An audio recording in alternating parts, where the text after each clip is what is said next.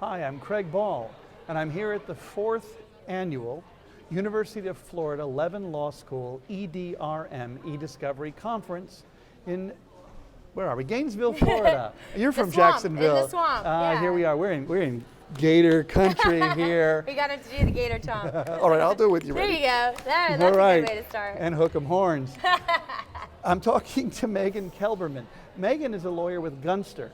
It's a firm widely dispersed throughout Florida, 12 different offices in major metropolitan areas, and one of her specialties is assisting the lawyers at her firm with electronic discovery.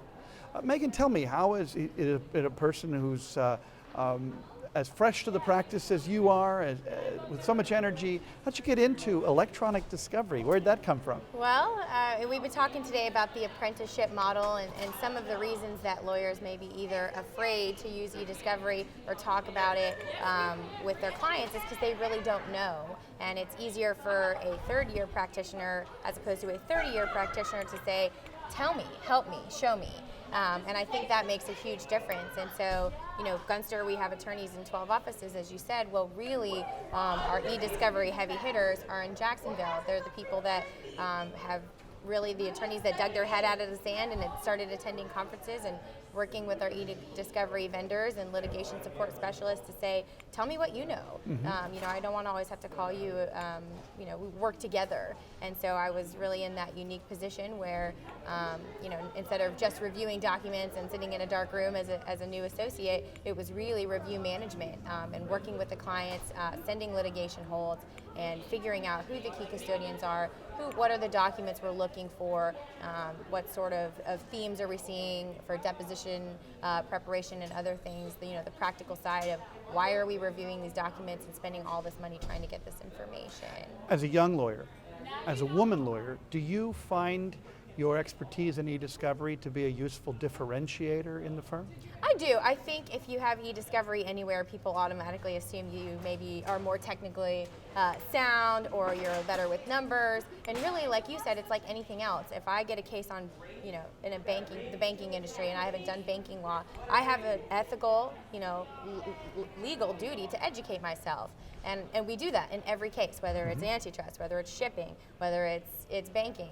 And so I think the same thing applies for eDiscovery, and that really kind of sets you apart. I will say kudos to Jacksonville because I think it's a very grassroots movement for lawyers. I mean, we have tons of female lawyers, and those, I served previously on the board of the ACEDS Jacksonville, and 2 other women on the board. It wasn't really any differentiator there, but I think being so new, and you certainly have to recognize that you don't know it all, but you have the know-how to be a very valuable part of a case that big because you're getting in at the very beginning. You're not just coming in and we need help writing the motions, we need help doing depositions. You're at the very beginning where you're actually understanding the case, getting to know the issues, drafting review protocols, managing review of the documents, what you're going to build your case out of. So it definitely differentiates you within a firm because, as any associate knows, you want to get called to be on the cases, and the big cases are the ones that need eDiscovery. And if you have, the ability to help identify, preserve, collect, and work with both in-house counsel and out-house counsel on the ESI side, then you're more valuable. Now, Megan, you spoke on a 4-person panel earlier today. What do you want our listeners to have as the single most important takeaway from your panel? I think the takeaway for our panel was really in the composition. And as we said, and I think Mike brought it up, it was an in-house counsel, it was hired external counsel, it was litigation support specialist, and obviously the guy, the programmer, the software side. And I think it takes all of that kind of core group to, especially for the largest cases, I'm sure there are variables where you need to take the proportionality into play, but it takes a group like that to do the kind of preservation collection that you need to do for these cases.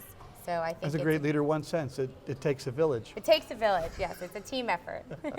You have a big event coming up. You want to share that with us too? Your name's going to change. Yeah, and then you'll be able to pronounce it a little easier. I thought I did all right on Megan. You did just fine. It's Megan. It is. Yes, I'm getting married, and I guess it's 17 days now. So Well, you know, congratulations to your thank intended you. and best of Thank luck to you. Thank you. Thanks for being with me to chat Of today. course.